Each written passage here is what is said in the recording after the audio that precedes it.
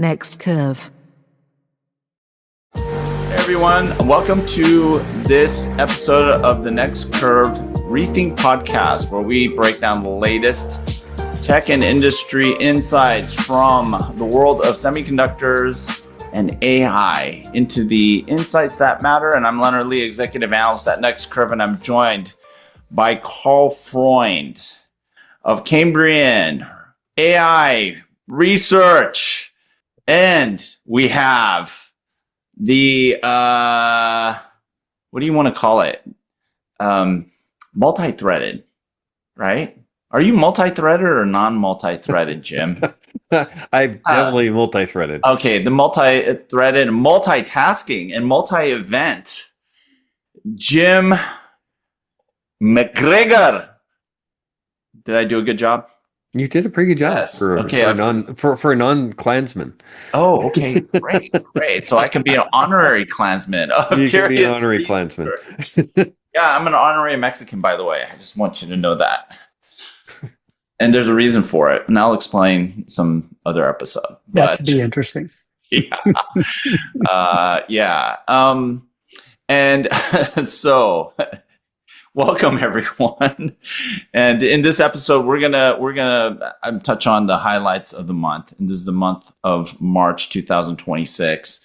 And like any other month in this age of AI, where we have this Cambrian AI explosion that Karl always talks about, there's way too much to talk about. But we're going to try to compress this into a 30-minute chat here. But before we get started, please remember to like, share, react, and comment on this episode, and subscribe here on YouTube and on Buzzsprout to listen to us on your favorite podcast platform. Opinions and statements by my guests are their own and don't reflect mine or those of Next Curve, and they're exactly your own.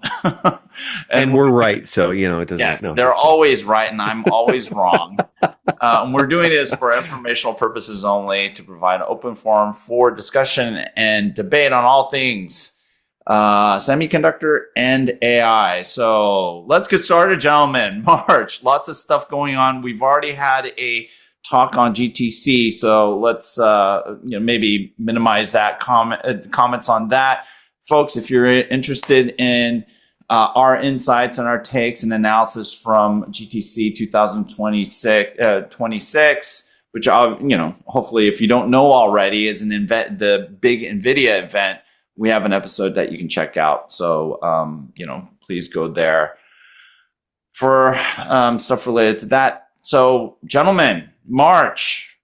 What do you guys think? Where do you want to start? I was at Intel's Advanced Packaging Facility in Rio Rancho, New Mexico. Then I was at Mobile World Congress, and I was at Embedded World, then GTC, then at ARMS event last week. And there was a competing Intel event, their Pro Enterprise event going on in New York City last week. So, I mean, just on and on and on and on and on. That sounds like a whole year.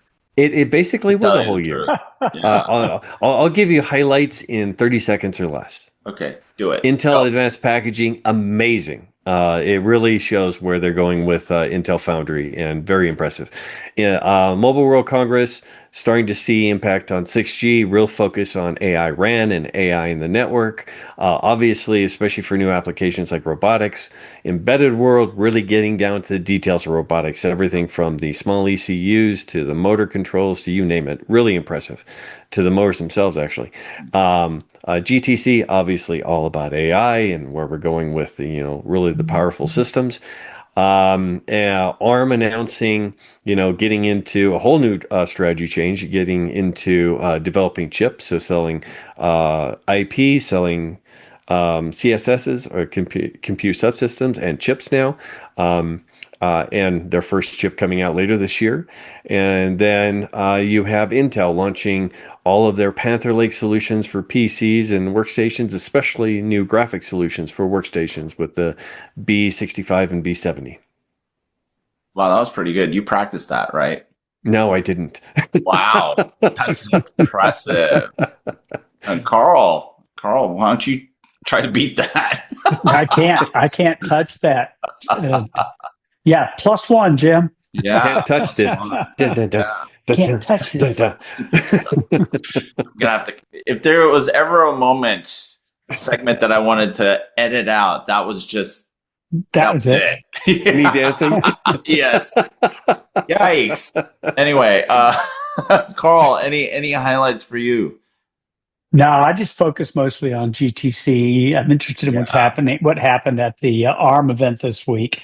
I was Yeah. unable to attend, but what I have read and watched, I was really unimpressed. Really? Okay. Yeah, I think Yes.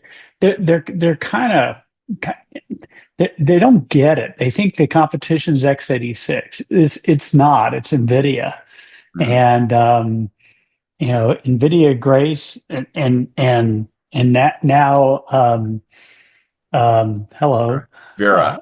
Vera. Vera. They've been doing this for a while, and if you Yeah. look at the IDC data of server shipments Yeah. in last year, it's amazing how much ARM has grown.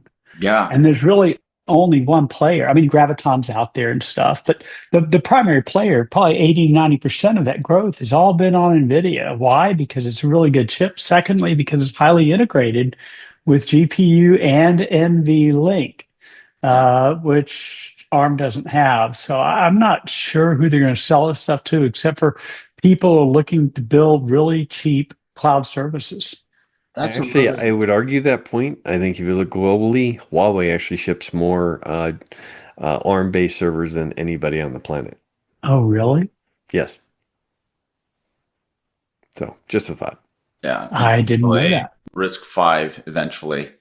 Yeah, I know that there's a lot of attention and talk toward Risk Five, but anyways, that's the subject of another discussion. But no, that's a really interesting take, Carl and Jim. Before I chime in, what were your impressions of that event? Because I think it was an important one. It said a Well, lot.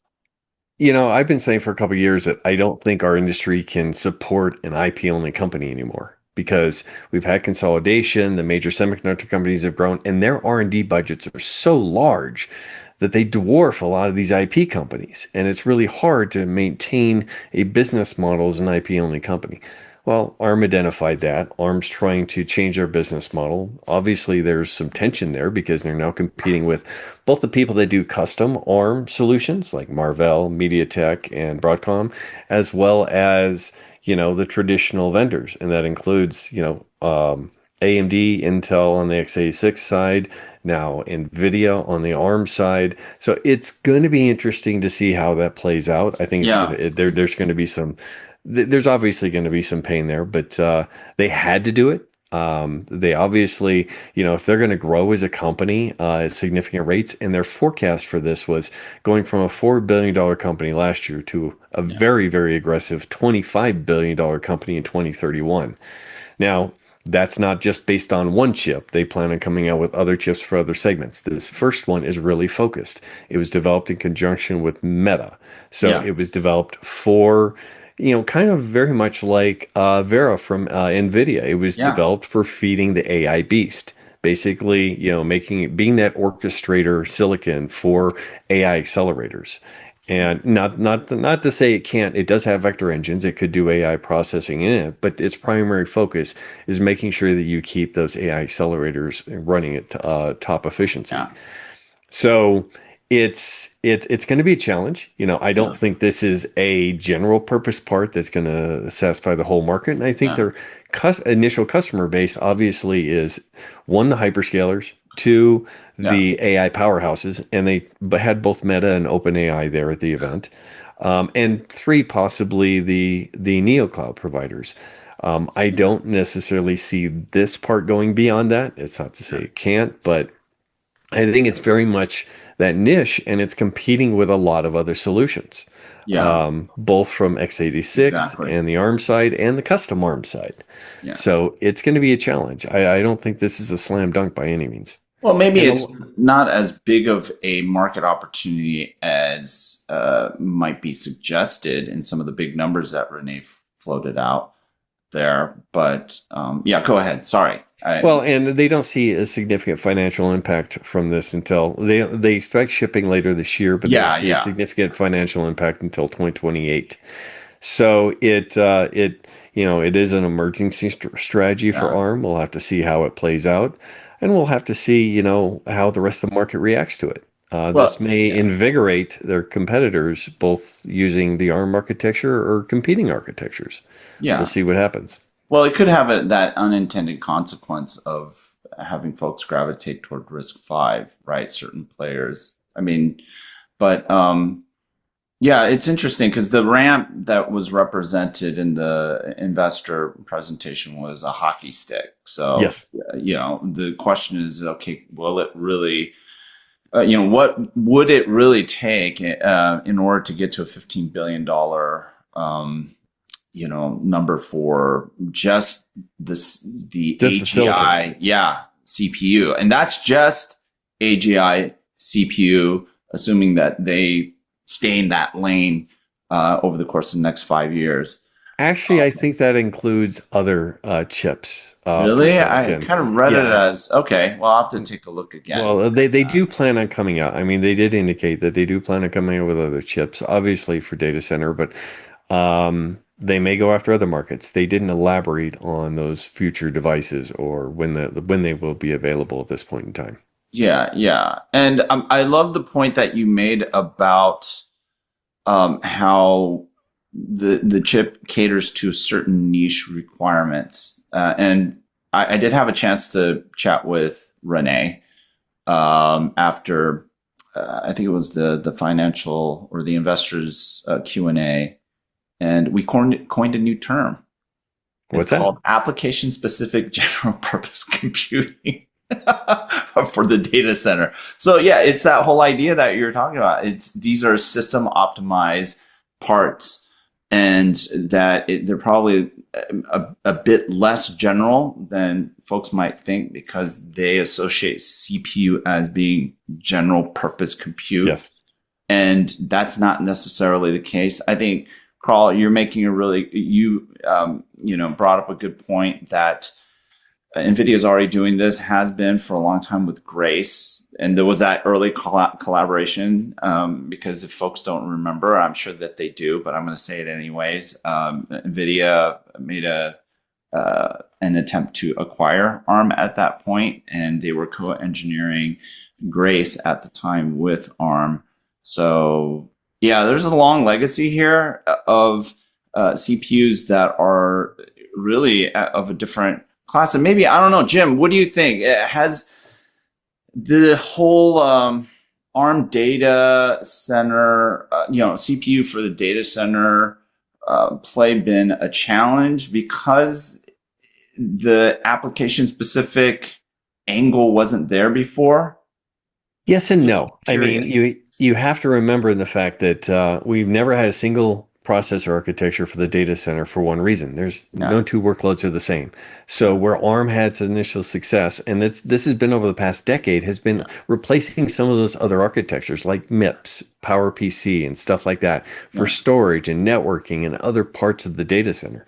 It hasn't had a lot of success necessarily as that general purpose CPU, especially for enterprise applications. They have to run a wide variety of different types of applications.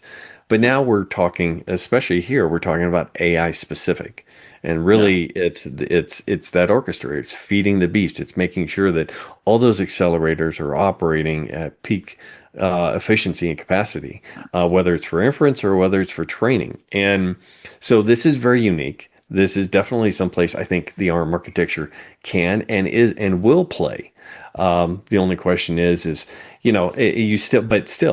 saying it's for AI is like saying it's for medical, because there are like all these different modalities and all these different applications. Are you running small models? Are you running large models? How many mixture of experts are you trying to run simultaneously?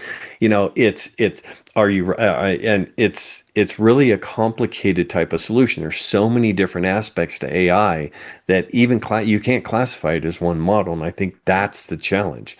So I think it's important not only that they feed the accelerators, but they're going to have to be a part of that solution. We've seen that from the other CPU vendors trying to either integrate some of that AI processing into the CPU and offload some of those accelerators, or being very unique in how they handle certain workloads. And it'll be interesting to see how they made a big point about saying, we didn't include multi-threading in this, SMT in this, because we don't want to, burden the IO and the memory. However, it depends on how you architect the entire system as to whether or not you actually do burden the IO and memory.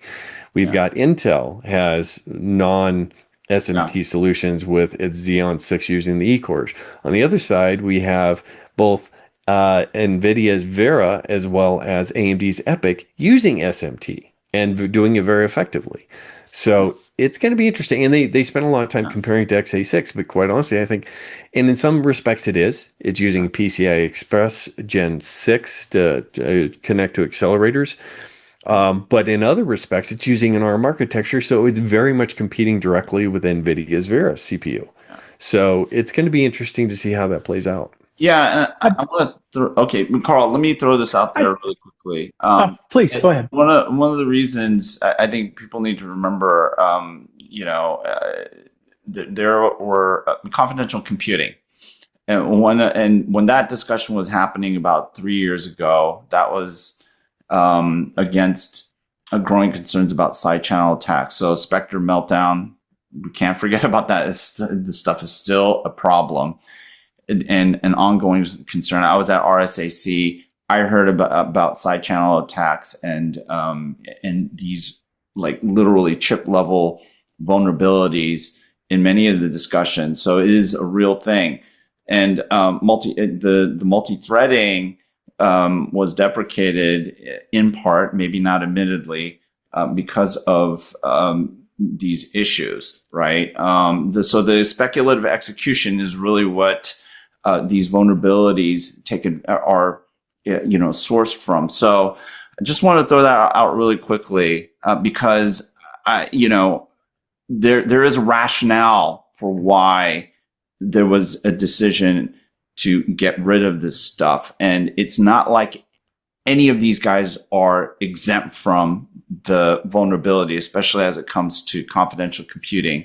And when we start to look at these large infrastructures that folks are deeming as strategic, the last thing you want is to have that kind of vulnerability due to the kind of CPU architecture you're putting out there or how you're running your threads. Anyways, Karl, sorry about that. I wanted to ask you guys a question.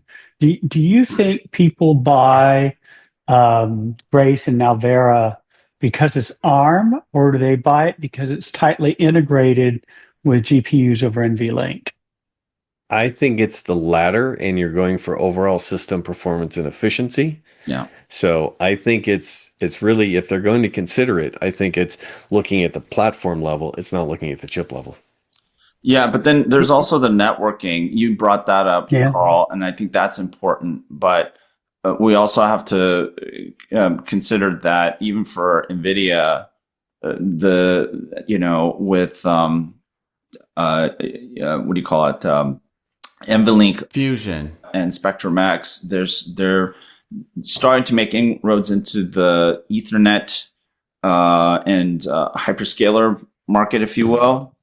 And I think that's important, but that's where the actual marriage with the NVIDIA stack may not be as much of a moat. It's really more of NVIDIA trying to play in that market. So in that regard, I think the AGI CPU from ARM may not have as much of a performance dependency on the NVIDIA stack. So I don't know. If you then say, well, okay, if it's really the infrastructure that pulls people to buying, including everything from co-packaging to software and networking, if that's really what's causing people to buy in ARM platforms from NVIDIA, what is ARM going to connect to? right? And they don't have NVLink. They don't have a GPU that's really data center class, and they're not going to connect to AMD. They're not going to connect to Nvidia. So what does that leave them? That kind of leaves them kind of second tier accelerator from the hyperscalers. Is that where they're going after? Well, I did actually ask that question of why they use PCI Express Gen 6 Yeah, rather than using NVLink. They do have a license under NVLink Fusion to use NVLink, and it's on their CSS roadmap for compute subsystems. They indicated that it may be used in future chipsets. It just wasn't used in this one, and I think the response was that they felt PCA and Gen 6 was more advanced. I think the real reason is the target that they're going after is mostly x86. Yeah, yeah. I and think then I would say it's more schedule. There's no way they could have had time to get uh, NVLink um, incorporated into their design and catch that in flight. They had already taped out various chips. I'm sure they were in test by the time NVLink was announced as an open platform. So I I think they're going to make excuses why they used it, but the real reason was, I suspect, it was schedule. well, I mean, I think you just point to the changes in the Nvidia roadmap for agentic AI, right? They introduced the Vera rack, and I know Yep. one of the things that was really kind of shocking for me was the depiction of, and quite frankly, the putting of front and center this AGI rack system, and so there obviously is a certain kind of part that goes into what you might deem an agentic infrastructure and or in system. So it's no longer just, let's say, what we're familiar with the Grace Blackwell rack system.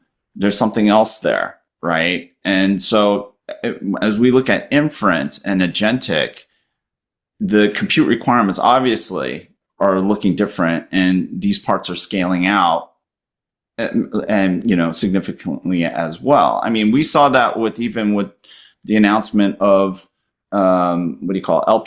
LPX, right? The Grok 3 LPX. It's one Vera Rubin to up to four LPX racks. So we're talking about 4 times the racks and content of non-familiar Nvidia stuff, right? This is like Grok stuff. So now we're looking at a Vera Rubin CPU. I mean, Nvidia CPU rack, and then we have Meta in collaboration with ARM showcasing this OCP compliant rack system that is all CPU, right? Mm-hmm. So there's a huge change happening here because of agentic AI and inference, right? And agentic AI, it's actuation plus inference, right? And maybe reasoning in the middle. So, as we project out, I think we're going to see these systems of the past 3 years actually become a smaller part of the overall agentic infrastructure equation. I mean, it's happening right in front of our faces, right? It's expressed in the roadmap. So I think that's really the very interesting thing about this month. It's like tectonic shift, at least in my view. You guys might completely disagree. I would love to hear how much you disagree. I would Well, actually agree with you. I think it's agentic AI is, yeah, I'm sorry, but I think agentic AI is the forcing function here. I think it is, and even more so, and we first saw this when I think Mark Zuckerberg and Jensen Huang talked about, having personalized AI agents over a year and a half ago, SIGGRAPH, in 2024, and we're there now. And just in the last 3.5 months, seeing what people have done with OpenClaw and how that's exploded. And Nvidia reacted very quickly and said, this is good, but you guys need some kind of secure wrapper around this. So they came out with NemoClaw. So seeing how fast we're moving to those personalized agents to where Yeah, you it's can, amazing. it is mind blowing how quickly I'll we're give you moving. I'll give you guys an example. My experience, one experience I had with Agentic AI.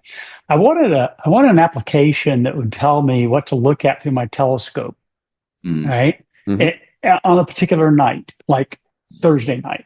mm, And in the less than the time it would have taken me to evaluate the various applications that are available, these sky calendars, in less than time it would have taken me just to read through their websites, I was able to build my custom application using um, Perplexity Computer, which is not the same thing as Complexity Search.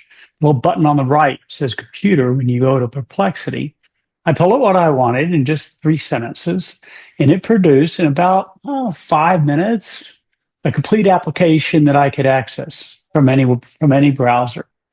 Um, Using existing algorithms that are available in open source.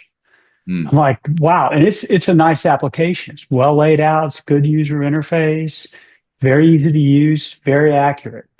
And so that's less than the time it would have taken me just to read the data sheets of the competing applications. Who do you think is going to win this battle? Yeah. And you can do that with Carl Claude. You can And do that I with can, ChatGPT. You can do I that with could Perplexity Computer. exactly, Jim. It is amazing. And that's still really what you're developing is an application. Mhm. And what we're doing now with like OpenClaw takes it to a whole new level where it's Yep. just find this for me and it's going to find it. Yeah. Or, like with your with using your telescope, it's going to tell you exactly what you should be looking at, notifying And where to you when find there's it. something Yeah. exactly. Yeah. Yeah. I wish I could And just hook. Wish I could actually just hook the application up to the telescope. That would be nice. well, you could, and You I'll bet, could. I'll bet you, if you have a motorized telescope, Yeah, that dude. within a day we could get that up and running. I bet we could.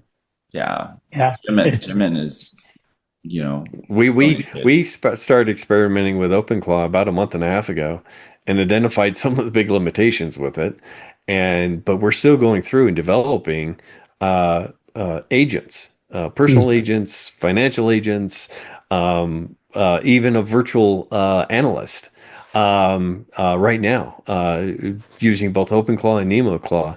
So it's amazing what you can do with it, and we're going full steam ahead with it. Yeah, looking forward to your state of the OpenClaw readout We'll report get there, Kevin and analysis there. Damien on with us one of these That would days be and just fun. have them Oh talk my about it. gosh. Yes. They are the Let's do experts. that. Let's do that. So really quickly, I was at Edge AI 2026 put on by Edge AI Foundation. If you want to know where and how AI is being diffused across the edge, great conference, by the way. It's a great balance of technical plus, talks about sensible applications, right? Because if you have like a research, a technical group, you're not going to gravitate away too much from, sort of the ground truths. But Pete Bernard does a great job of putting together a really level-headed conversation and program around Edge AI. But, neuromorphic, lots of talk about neuromorphic. I know both of you are excited about that. And it looks like it's starting to make inroads into applications. They're not all that sexy, but the benefit that things like neuromorphic computing bring to some, edge cases are edge computing or edge AI cases is really compelling. So, like companies like Inotera, you have BrainChip, some really cool companies that I think are going to be up and coming. And one of the things that I think is really interesting about what folks are doing with edge AI stuff is that's that other vector of innovation that I think people are underappreciating because there's so much focus on the big data center stuff. But a lot of the lessons learned in how you bring power efficiency, resiliency, and endurance at the edge are things that actually are important in this discussion about sustainable data centers and, all this Uber computing that's happening with generative AI. So anyways, just wanted to share that. I was only there for one day, but they put a whole program together, like online stuff.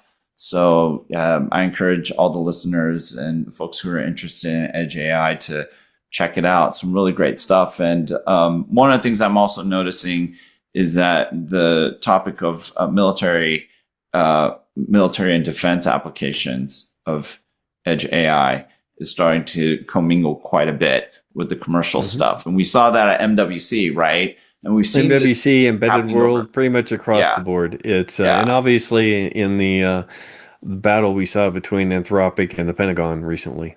Yeah.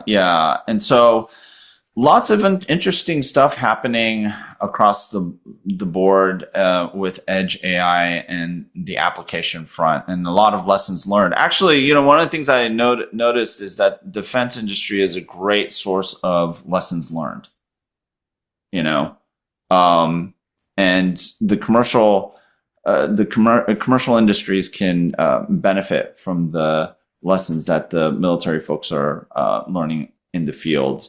They always do. They always do. I completely agree. A lot of the technology, and you have to remember the amount of investment that still goes into R&D for aerospace and defense applications. Yeah. So anyways, gentlemen, great recap of March. I think it's a pivotal month in the this epoch of the AI Cambrian explosion. Am I like fronting your company? I think you are. Enough? Appreciate it. Should we call it the Tyrius explosion or? Tyrius explosion? No, it doesn't work. It is definitely the AI explosion, and if you want to go with Cambrian AI, I'm fully engaged with that. Karl deserves it. Yeah. No, it's wonderful. Hey, thanks so much for jumping on, and really appreciate the insights that you're sharing with our audience. It's our audience. So it's the Silicon Futures audience. And again, thanks to all our 100,000 subscribers and the folks who listen to us and watch us on a regular basis. Thank you so much. And remember to make sure and follow Karl Freund, Cambrian AI Research at www.cambrian-ai.com. He's also on Substack and Forbes. So check out all his stuff. Wonderful insight, wonderful coverage of AI and semiconductors related to AI. And then also reach out to the multi-threaded Jim McGregor and Tyrius Research. I'm going to get really good at that, Jim. I want to be perfect. Okay. And yes, I have to work on it. I'm not close. Yeah. Well, you have to work on your eye. Okay. All right. Jim. Okay. And yes, check out Tyrius Research at www.tyriusresearch.com. And please subscribe to our podcast. Be featured on the Next Curve YouTube channel. Check out the audio version on Buzzsprout and find us on your favorite podcast platform. And also subscribe to the Next Curve Research portal at www.next-curve.com for the tech and industry insights that matter. And we'll see you next month.